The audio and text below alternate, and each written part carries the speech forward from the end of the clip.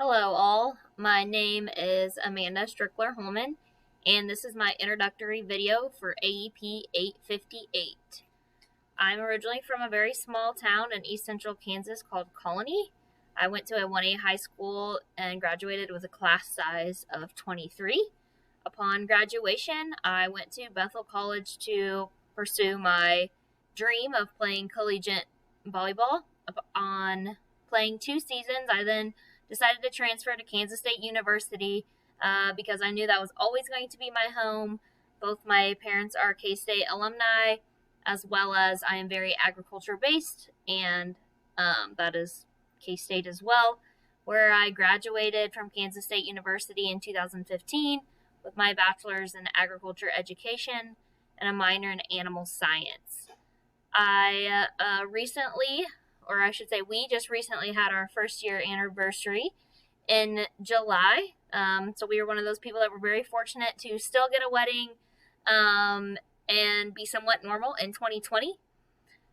Reasons I want to become an educational professional or principal, just because I've always had a knack for wanting to lead, and people tell me all the time that they feel that I would be really good at it.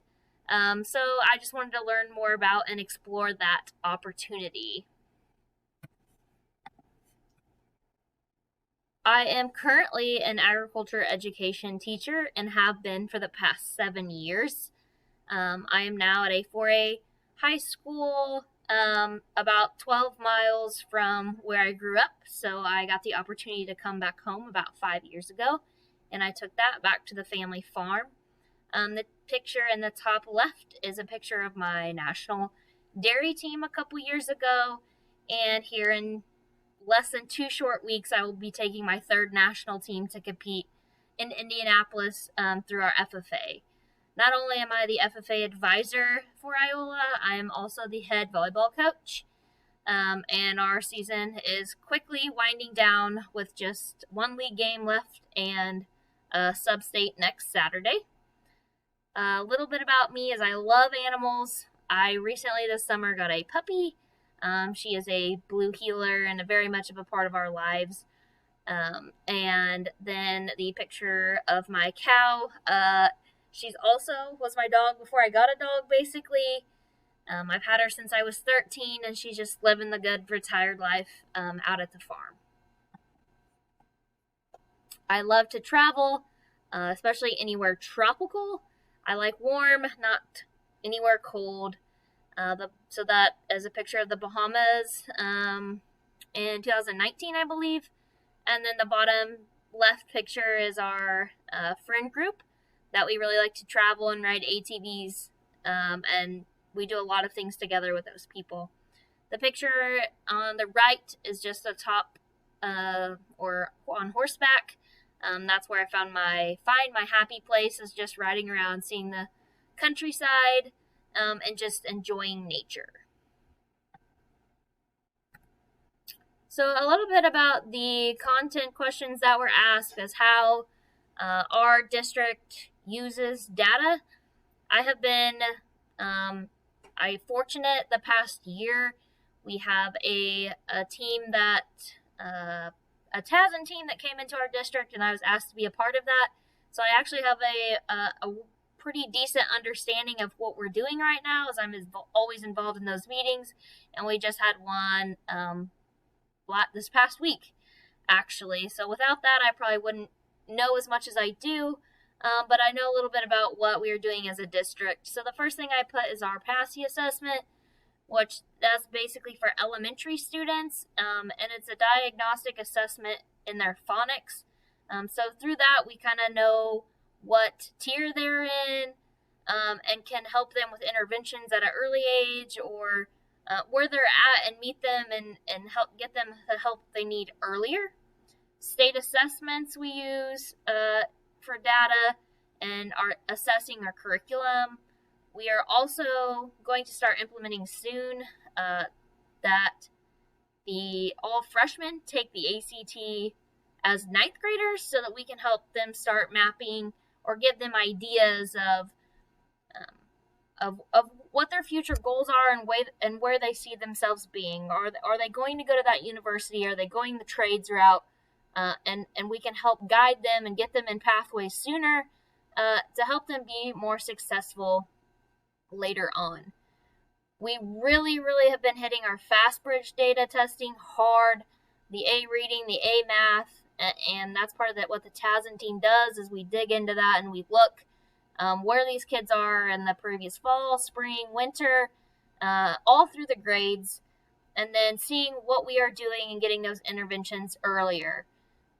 One thing we're doing at the high school level is all the freshmen that came in that had previously been in a SWAG, which is like an intervention team in our middle school.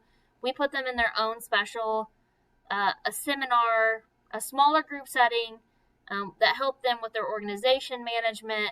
And, maybe they struggled in middle school and that high school is going to be a hard transition. That actually really has worked well for us. We started with 9 kids in there.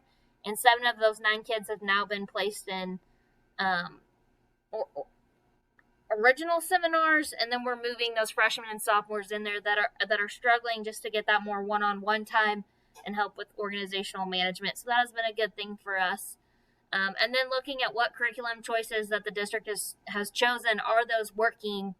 And one of the things that we found is we put a lot of money and resources in our early preschool program, and that data is showing that is paying off at the younger elementary levels.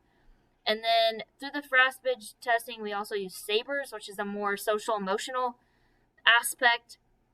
And from that, we have been doing within our seminars social emotional lessons once a month, etc., checking on those kids, and doing a 2x10 method, checking in with the kids that we don't feel like have a really strong connection with another teacher, making sure that you're reaching out to them and asking them about their day.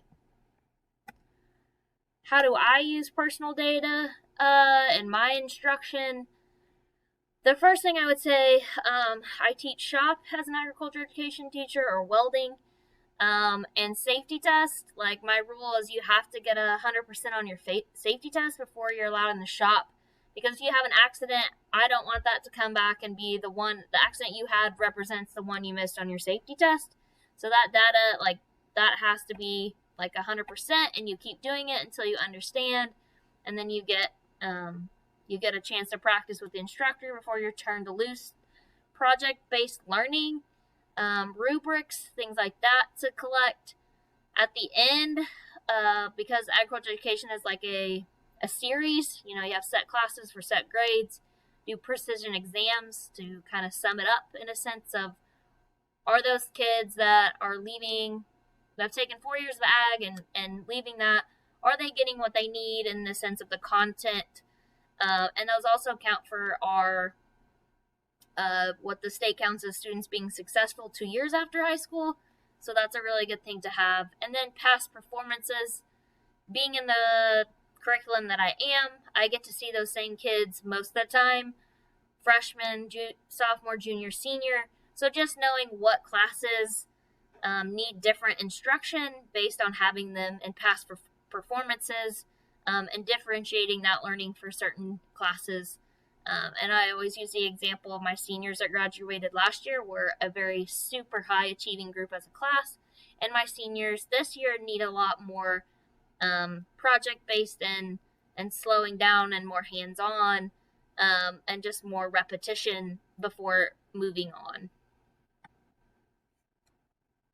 And then my plan, or what will help enhance my knowledge of data and data analysis to improve performance in all students.